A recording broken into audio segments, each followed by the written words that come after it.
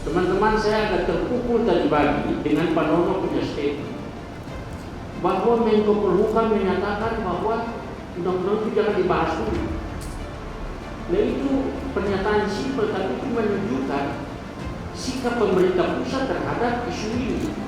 Undang Dasar pasal 25 itu berbunyi begini: Negara Kesatuan Republik Indonesia adalah sebuah negara kepulauan yang berciri Nusantara dengan wilayah yang batas-batas dan hak-haknya ditetapkan dengan undang-undang. RUU Kepulauan ini adalah turunan daripada perintah undang-undang. Terus kenapa ada pernyataan seperti Menko Polhukam itu? Itu namanya mau mematikan kreativitas orang-orang yang ada di wilayah kepulauan.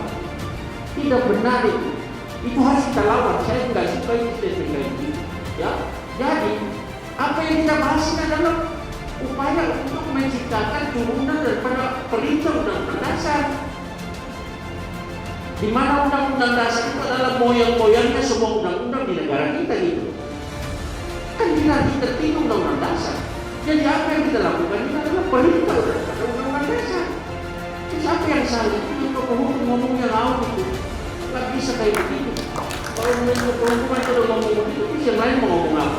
Pantasan aja lawan kita terlalu banyak di negara ini. Ya. Jadi ini membuktikan bahwa di negara kita ini, sejujurnya saya jadi malu jadi warga negara Indonesia melihat fakta-fakta seperti ini. Barang yang sudah rasional dibelokkan seakan-akan tidak rasional itu gimana? Ya. Jadi ini tidak benar. Mereka menganggap kita daerah-daerah orang bodoh semua gitu.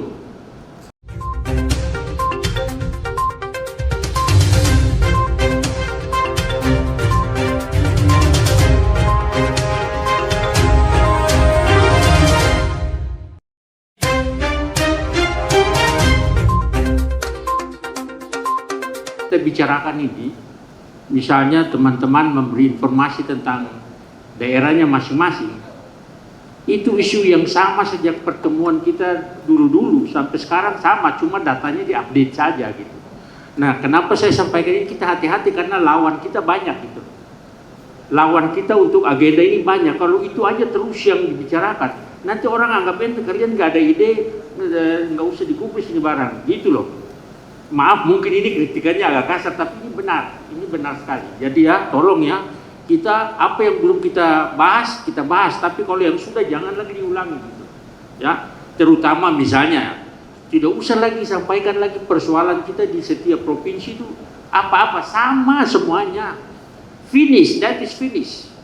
Dan finish, dan itu dia menjustifikasikan bahwa undang-undang ini perlu untuk mengatasi persoalan-persoalan kita di sana. Jadi jangan lagi diulangi, nanti kita rugi waktunya. Ya, jadi saya berharap pertemuan kita kali depan kita bahas lagi hari yang baru sampai dengan datang hari H untuk diketok ini barang. Yang berikut poin saya, sekali lagi saya ingin mengucapkan terima kasih kepada Tempo, ya, karena dampak politiknya luar biasa dengan keterlibatan Tempo. Saya punya pengalaman, mungkin saya nggak tahu, Bapak tahu nggak, waktu saya jadi Direktur Pulau-Pulau Kecil pertama di KKP, menjelang 17 Agustus saya pergi ke Tempo, saya presentasikan tentang pulau-pulau terluar. Sejak itu Tempo mengirimkan semua wartawan satu persatu dikirimkan ke perbatasan. Lalu menjelang 17 Agustus keluarlah edisi khusus Tempo yang khusus membahas tentang pulau-pulau terluar. Itu pasti ada dokumennya di Tempo. Dan itu membuktikan bahwa Tempo tahu betul sekarang ini tentang isu-isu kepulauan. Nah, apa yang kita diskusikan hari ini sebetulnya untuk memperkaya informasi Tempo, untuk dia mengulas hal ini menjadi lebih enak ke publik, gitu loh. Jadi kita harus lakukan yang terbaik, harus berikan informasi yang terbaru, menyampaikan pemikiran kita yang kritis tentang RUU Kepulauan ini supaya Tempo tuh, ya, intinya itu menyiapkan karpet merah lah buat Tempo supaya dia leluasa mengembangkan isu ini untuk pembelajaran publik, ya. Kemudian sekarang tolong bahan presentasi saya tolong disampaikan. Ada nggak? Pak Ditya?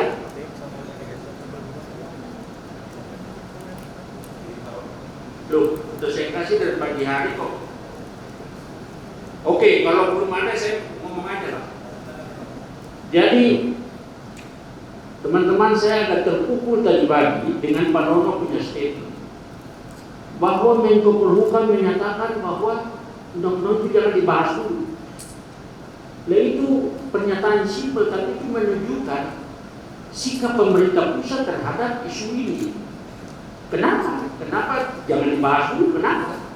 Emang yang kita lakukan ini rasional? Sangat rasional.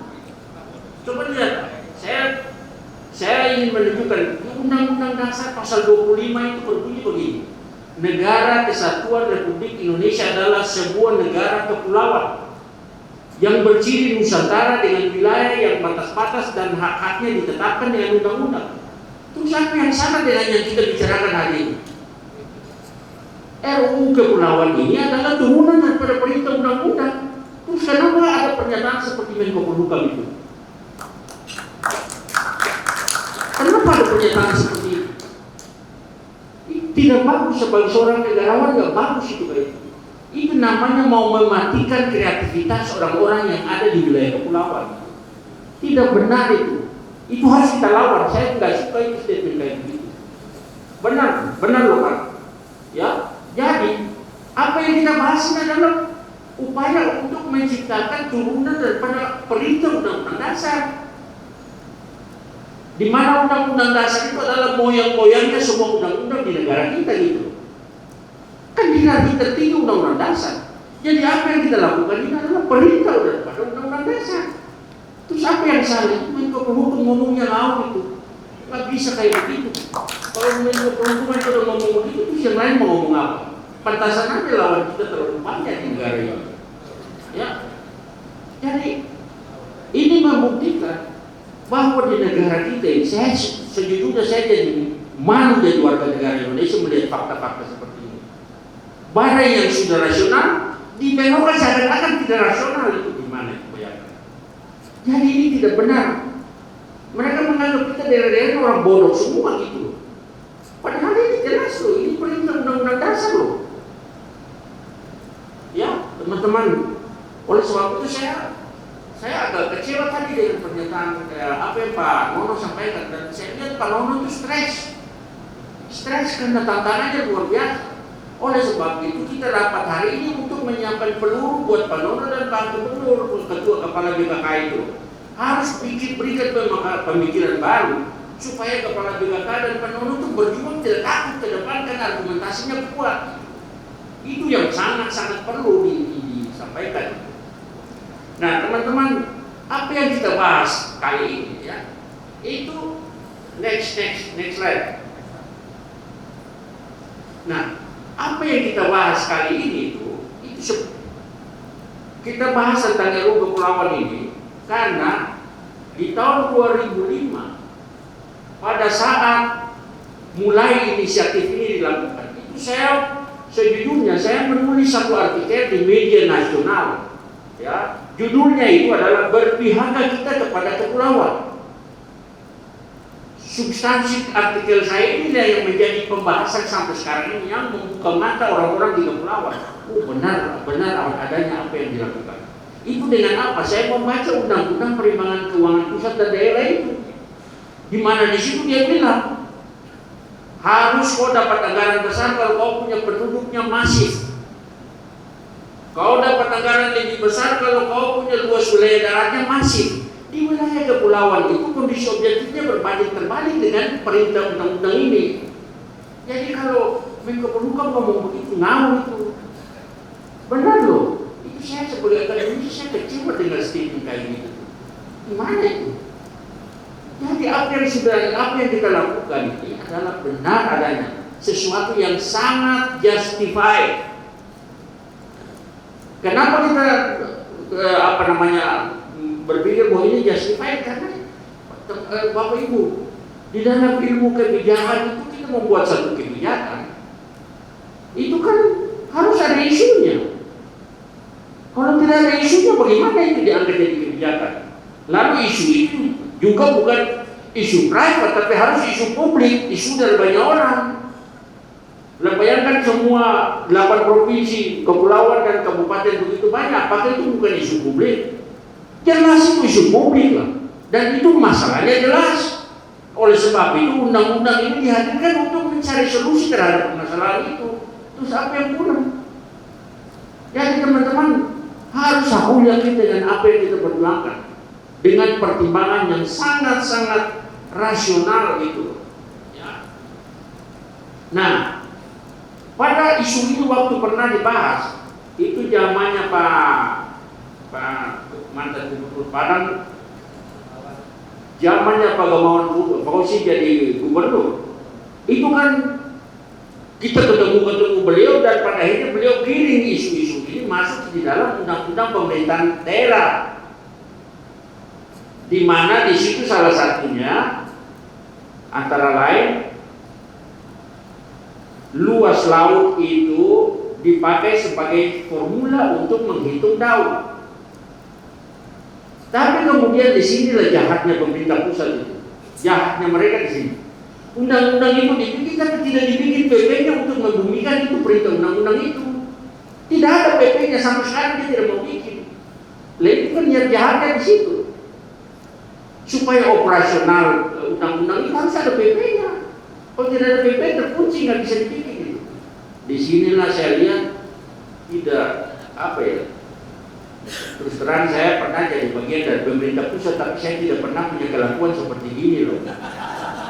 Iya, saya jadi direktur di KKP, direktur pertama Pulau Kecil, naik jadi dirjen, naik jadi wakil menteri. Saya tidak punya kelakuan seperti ini. Semua sama, darat, kepulauan semua sama haknya, kecuali kalau tidak ada isu penting gitu. Nah jadi sejujurnya kita ini punya musuh banyak. Musuh banyak karena apa? Karena banyak orang tidak senang dengan barang ini. Dan coba lihat, Indonesia ini kan lucu. Presiden sudah perintah, tapi anak buah tidak laksanakan. Coba lihat. Presiden sudah kemana-mana bikin policy statement bahwa misalnya saya jadikan Maluku sebagai lumbung ikan nasional. 12 tahun, nothing happened. Tidak ada sesuatu yang terjadi. Mulai diucap pertama oleh Presiden SBY, ini bukti-bukti. Ya. Pernahkah di negara ini suatu kebijakan dihasilkan selama 17 tahun? Nggak ada. Saya pernah bikin undang-undang tentang pengelolaan pesisir dan pulau-pulau kecil, cuma 2 tahun selesai kok. Terus kenapa RUU kepulauan ini kenapa 17 tahun nggak selesai? Ini saya lihat ketidakberesan pemerintah pusat di sini, karena mereka punya kewenangan, mereka tidak memutar-mutar kita seperti ini, padahal sangat rasional gitu. Sangat rasional. Oleh sebab itu saya pikir apalagi yang kurang ini. Semua yang di benak kita sudah diperas habis, tapi tetap tidak diakui. Gimana ini? Enggak benar semua ini. Ya. Kemudian Bapak Ibu, untuk mempertajam pemikiran kita, saya bikin 3 pertanyaan untuk memprovokasi pemikiran kita ini. Ya. Apakah inisiasi ini dianggap keinginan yang tidak rasional? Tolong semua jawab. Rasional atau tidak di RUU kepulauan ini? Itu dia. Harus semua jawab. Aku yakin bahwa ini benar, ini suatu kebenaran untuk kita perjuangkan. Bukan tipu menipu, kebenaran. Itu loh. Jadi pertama tadi rasional. Ada opini yang berkembang selama proses konsultasi publik RUU ini, bahwa RUU ini kalau terwujud sama dengan membuat negara dalam negara. Benarkah kedua ini? Lah itu tidak benar. Itu tadi sudah diucapkan dulu oleh Pak Nono tadi. Gimana mungkin? Ini adalah lawan-lawan kita yang sengaja mengintimidasi kita dengan statement seperti ini. Seakan-akan kita ini orang bodoh gitu. Kok bikin negara dan negara? Dia nggak tahu bahwa tanpa ada NTT, NTB, Maluku, Indonesia is not an archipelagic state. Kalau tidak ada NTT, NTB, Maluku, Maluku Utara, mana mungkin Indonesia ini jadi negara kepulauan? Yang benar aja ngomongannya itu. Jadi itu Mahfud MD itu ngomong nggak benar itu. Saya benar-benar sangat kecewa itu. Lalu kemudian, apakah sekarang momentumnya sangat tepat untuk mewujudkan RUU ini atau tidak? Sangat tepat. Nah ini saya buktikan. Slide berikut, coba. Slide berikut. Mas. Pak Jokowi sekarang presiden. Coba perhatikan visi misi Pak Jokowi. Hampir 50% visi misi Pak Jokowi itu tentang kepulauan dan kemaritiman. Itu perintah, itu policy statement yang disampaikan oleh Pak Jokowi sebagai presiden. Nah terus apa yang kurang? Jadi momentumnya cuma sekarang. Kalau presiden lain kan bubar ini semua, kembali lagi ke titik nol. Jadi Pak Bu, pastikan selama Pak Jokowi jadi presiden barang ini harus jadi, harus, karena ini jelas. Tinggal bilang aja ke Pak Jokowi, tunjukkan aja, visi misimu itu loh, menyinggung negara kepulauan, kemudian negara maritim disebut 3 kali di dalam visi misimu yang 6 ini. Lah itu sudah sangat justified. Terus kenapa? Kalau ada anak-anak buah beliau yang tidak menjalankan perintah, di sini Pak Jokowi ini loh, ada buah ABCD ini yang tidak menjalankan perintah Bapak gitu. Itu. Next. Nah itu contoh-contohnya. Terus, nah ini slide berikut ini, itu sebetulnya saya dengan pemikiran akademis saya berupaya untuk membuat ciri-ciri khusus dari wilayah provinsi kepulauan maupun kabupaten kota itu yang layak secara ekologi maupun secara sosial ekonomi untuk dibikin ke apa ini RUU ini. Ya, misalnya ciri-ciri ekologi provinsinya itu dominasinya banyak pulau kecil yang rentan, ya, apalagi kisaran sumber daya alam sempit, basis sumber daya sangat rentan dan terbatas sehingga tidak ada ruang untuk kesalahan dalam pemanfaatan dan pengelolaan. Nah terkait dengan poin ini misalnya, teman-teman di Maluku itu lumbung ikan nasional itu nggak pernah jadi, tahu kenapa? Karena banyak penjahat di bidang perikanan ini yang tidak menginginkan barang ini terjadi. Sebab kalau terjadi kejahatan itu berhenti. Dan kejahatan ini bisa difasilitasi oleh pusat gitu. Ini kan nakal. Makanya ikan banyak di Maluku tapi tidak pernah signifikan mendatangkan income buat Maluku gitu.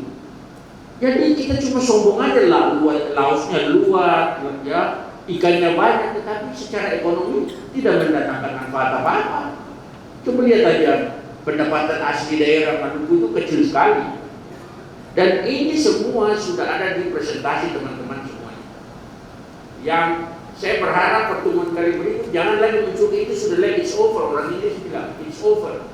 Tidak perlu lagi membahas itu karena RUU ini sudah dikonsepkan tentu berbasis pada isu-isu itu. Ya, jadi jangan lagi buang waktu untuk membahas hal-hal itu. Next. Nah, secara geografinya itu kayak apa? Dan ini poin-poin ini berlaku untuk semua 8 kabupaten, 8 provinsi kepulauan maupun kabupaten kota. Terus, terus ya. Ini udah mau habis. Terus, nah itu ya. Kalau yang perlu silakan ambil filenya, udah ada di panitia. Terus, nah, jadi saya datang pada kesimpulan. Kehadiran undang-undang ini kelak menjadi bukti kehadiran negara, jelas kan? Karena masih kosong, belum ada perintah untuk kita bertindak terkait dengan isu-isu kepulauan. Jadi kalau sudah ada undang-undangnya, itulah yang menjadi pedoman untuk kita bertindak. Ya, yang berikut, Indonesia sebagai pejuang hak-hak negara kepulauan di mata dunia internasional perlu membuktikan bahwa prinsip negara kepulauan juga telah dioperasionalkan secara internal dalam Negara Kesatuan Republik Indonesia. Saya kira itu poin-poin penting yang ingin saya sampaikan untuk memprovokasi pemikiran kita. Terima kasih. Terima kasih, Prof. Selanjutnya.